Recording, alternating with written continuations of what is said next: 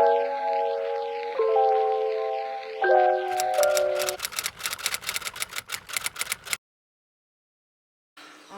байцгаана уу?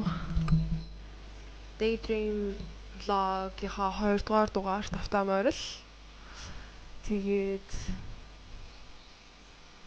миний channel subscribe хийсэн бол та бүгдэнд чинь маш их баярлалаа.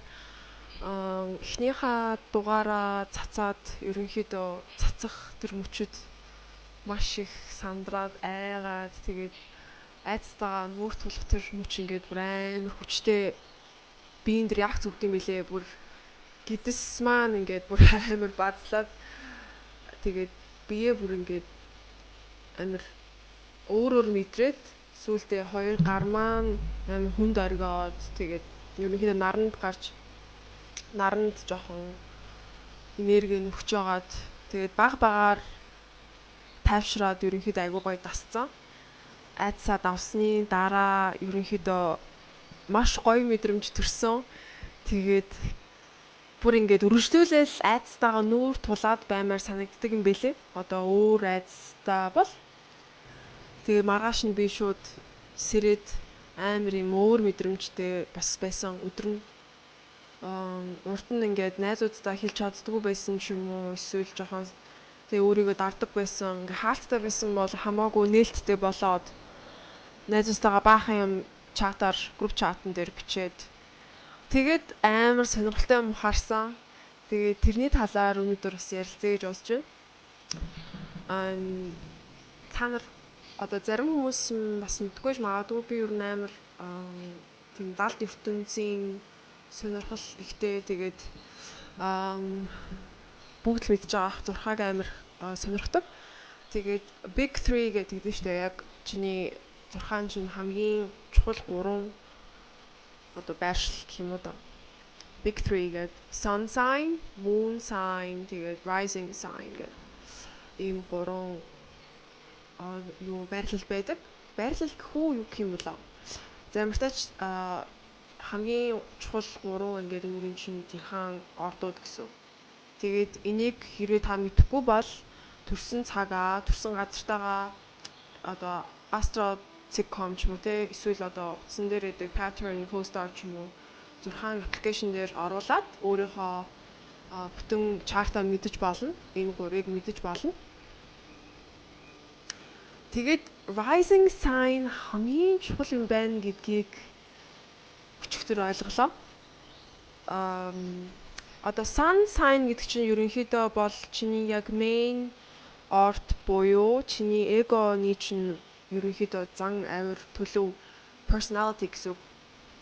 Тэгэнгүүт moon sign гэхээр чиний дотор байж идэг одоо бараг л inner child гэж хэлж болно. Чиний багасаа ингээд төрхөөсөө байсан аран шин авир тэгээд хамгийн дотны хүмүүстэй гаргадаг зан гэртээ ганцаараа байхдаа байдаг одоо төлөвчин гэж байгаа байхгүй юу? За тэгэл ерөнхийдөө ингээд хүн жоохон байхдаа moon sign-аараа нэр нэг хэлчихье. Би мэрэгжлийн зурхаач биш. Энэ бол зөвхөн миний өөрийн хувийн зүгээс одоо судлаад мэдсэн зүйл шүү гэдгийг бас сануулчилмаар байна. Тэгтээ амар үнэн юм шиг санагцсан. Тийм болохоор хуваалцаж байна. За тэгээд moon sign нь болохоор ерөнхийдөө ингээд баг байхын зан авир гэж хэлсэн шүү дээ, тэ. За тэгчээд ингээд том болоод эго нь хөгжөөд нийгэмд би ийм байр суурьтай хүн юм байна. Би нийгэмд өөрийгөө ингэж авч явмаар байна. Би ийм сонирхолтой гэж тэгж байгаа нь ерөнхийдөө бол sun sign буюу чиний одоо хамгийн main орд буюу хүн болгоны өөрийгөө мэддэг тэр нөгөөний төрсөн сараар нь өдрөөр нь шинждэг тэр орд.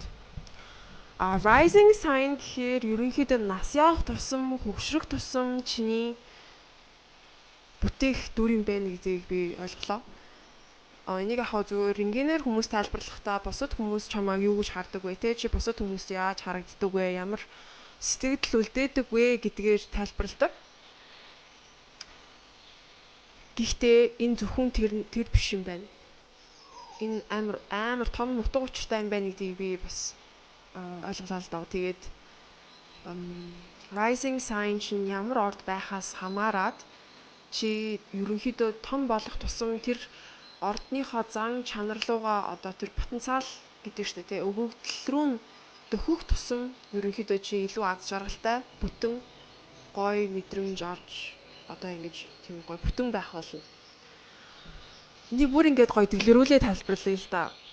Тэнгүүд заа бас амар сонирхолтой. Одоо тэр moon sign, sun sign-ийнхаа ингээд ерөнхийдөө зан чанараар хүн ингээд төлөвшсөн байгаа байхгүй юу? Тэгтээ мэдээж бас чаленжуудтай. Одоо орд болгон өөр өөрийн давуу болон сул талуудтай байдаг. Тэр сул талуудаа ерөнхийдөө ингэж өөрөө даван туулаад тэр одоо тухайн орд болгоных нь чаленж гэж байдаг. Тэр чаленжаа даваад тэгэнгүүт moon sign болон sun sign-ийнхаа ингээд чаленжуудыг бүгдийг даваад тэднийхээ ингээд давуу талуудыг бүгдийг өөртөө хэрэгжүүлээд full potential буюу одоо бүтэн потенциалтай ингээд очсон байна гэж бодъё л доо. Тэгэнгүүт дараа нь тэрний араас ерөнхийдөө rising sign-ийн чаленжууд гарч ирдэг заяа. Гэхдээ яг гарч ирсэн хിവэр байсан байж болно бас. За тэгээд rising sign-ийнхаа чаленжуудад чи даваад тэгээд одоо rising sign-ийнхаа хамгийн одоо давуу талтай одоо өгөгдөл тэр одоо чамд ертөнцөөс заяасан өгөгдлүүд бэлгүүдийг чи ингэж ерөнхийдөө unlock хийн гэсэн үг байхгүй юу.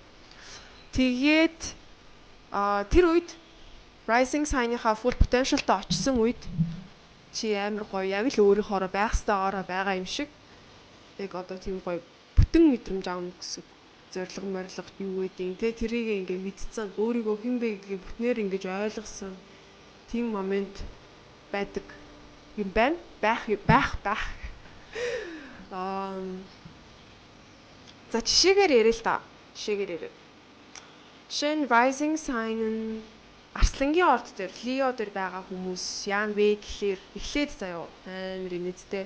Яг тэр Лео чанаруудыг амар үзий яддаг. Амар дургу бусад хүмүүсээс хараад магадгүй шүүмжилдэг.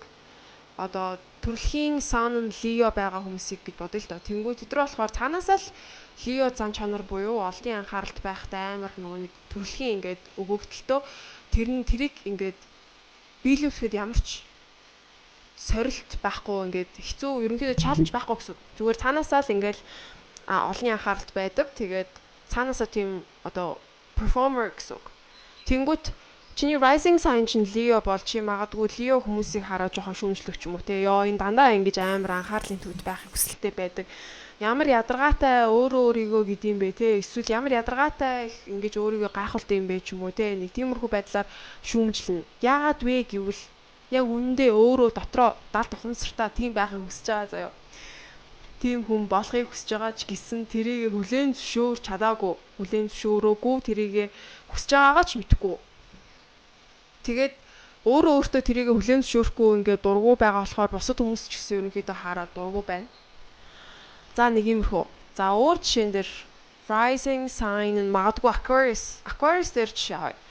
Aquarius-ууд ерөнхийдөө амар юм хийсвэр бодолд автах дуртай, амар ихэн боддог. Тэгээд тийм бодит баригдмал зүйл ботхоос илүүтэйгээр хийсвэр зүйлүүдийн талаар айгу бодох дуртай. Тэнгүүт rising sign нь Aquarius-тай хүн магадгүй өөр Aquarius sun sign-тай хүнийг хараад ёо энэ ингээ жоохон газартаа буугаасаа тий ямар ядаргаатай хийсвэр юм бэ? Ямар ядаргаатай энэ баригдмал биш юм бэ ч юм уу ингэж амар магадгүй хараад шүмжилдэг байх. Гэхдээ яг үндэ өөрөө жоохон ингээд дэгмэрч өөрийнхөө sun sign, moon sign-ийнхаа хэрэгцээнүүдээ хангасныхаа дараа өөрөө тийм болохыг хүснэ. Өөрөө цаанаасаа naturally тийм болно. Тэгээ тийм болсон үедээ бас амар өөртөө амар дуртай. Өөртөө айгуу гой бүтэн мэдрэмж авна. Тэгээд энийг ингээд бүх ордуудаар ерөнхийдөө бүр илүү гоё дэлгэрүүлээд ойлгож болно. Таны өөрийн чинь rising sign юу вэ гэдгийг мэдэх нь. Мэдээж sun sign, moon sign мэдэх нь чухал. Sun sign, moon sign-ийнхаа даваануудыг даваад сорилтуудад одоо ингээд ойлгоод тэгээд ерөнхийдөө тэр moon sign, sun sign-ийнхаа бас ингээд full potential дахиад очин гэсэн үг байхгүй юу? Тэснийхаа дараас rising sign-ийнхаа чаленжуудаа ингээд ухаарад за би яг үндэ миний яг үндэ өгөөсгдөг миний дургу зан чанар ихэвчлэн заяа. Яг үндэ миний болмоор байгаа хүн байна гэдгээ ингээд мэдчихэнгүүт амар гоё байх юм болов уу гэж бодож байна. Амар гоё таатах юм болов уу гэж бодож байна. Тэгээд бас хаашаа өөрийгөө чиглүүлэх вэ гэдгээ айгуу сайн тодорхойлж ойлгож болохоор байна. Одоо энэ зурхааг ашиглаад. За өөр rising sign дээр жишээ авах юм бол номын орд дээр жишээ авъя заа. Номын ордныхан маш их чөлөөтэй, адал явдал дуртай, аялах дуртай, шинэ юм мэдэрч, шинэ газар очиж, шинэ хүмүүстэй танилцаж, шинэ мэдрэмж авах амар дуртай. Тэнгүүт rising sign номын ордоо хүн магадгүй тийм хүмүүсийг хараад жоохон ингээд шүүмжилдэг ч юм уу бэ гэж бодъё л та. За шүүмжилдэггүй байсан ч болно. Гэхдээ өөрийгөө амар ингэж барьж хордог, тэгээд тийм адал явдлын араас ингэж чөлөөтэй, эрх чөлөөтэй явдаггүй байлаа гэж бодъё. Тэнгүүт тэрийг ингээд жишээ нь мэдчихэж штэ. Тэгэхээр яах вэ гэхээр за би ер нь эрх чөлөөтэй болох руу илүү тэмүүлэх хэрэгтэй юм байна. Өөртөө зориг гаргаад ингээд тий өөрийгөө эвдэх хэрэгтэй юм байна гэж мэдчих болохоор байгаа байхгүй.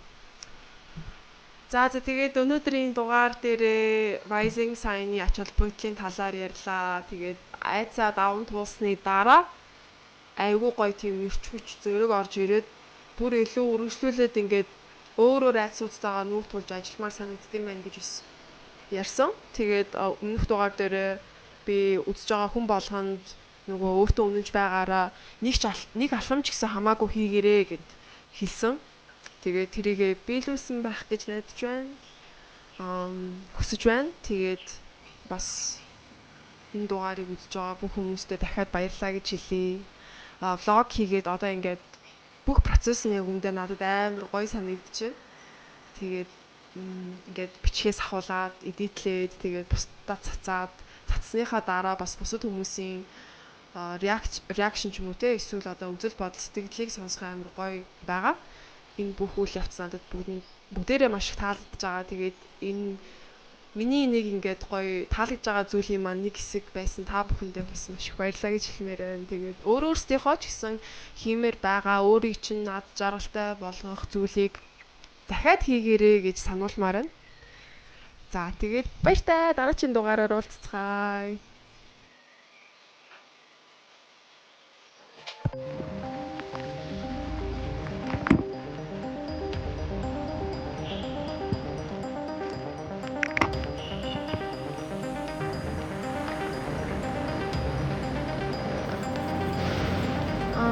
Би сайхан энэ 7 хүрээндээ гүйжиг Шангрилаанд байдаг Ордо гэж газраас судалж авсан. Амар удаан хугацаанд харж байгаа би бас авахгүй байж байгаа. Тэгээд сүүлд авсан чинь тэмдгийн ихч надад